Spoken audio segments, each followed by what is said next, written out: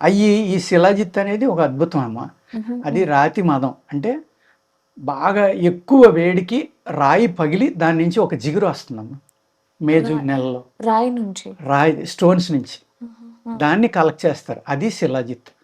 అందులో అనేక రకాల మెటల్స్ ఉంటాయి.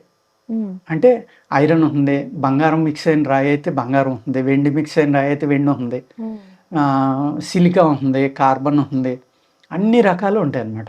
అంటే బాడీకి కావాల్సిన అన్ని మినరల్స్ ఒక్క శిలాజిత్తులో ఉంటుంది. అందుకే ఆ శిలాజిత్తును శుద్ధి చేసుకుని వాడుకుంటే సర్వ వ్యాధులు తగ్గిపోతాయని మన పూర్వీకులు ఒక 100 రకాల ఫార్ములాలు ఆ శిలాజిత్తులో రాశారమ్మ.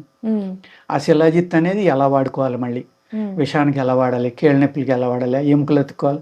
ఆ శిలాజిత్ ప్రూఫ్ ఎలా ఉండేదో తెలుసమ్మా. ఒరిజినల్ శిలాజిత్ ఉంటే ఒక కోడి కాలుని ఇలా ఇరిసి ఆ శిలాజిత్తు నీళ్లలో కలిపి గుడ్డకి నంచి ఆ గుడ్డ చుడితే 24 అవర్స్లో ఎముక అతుకుపోయేది.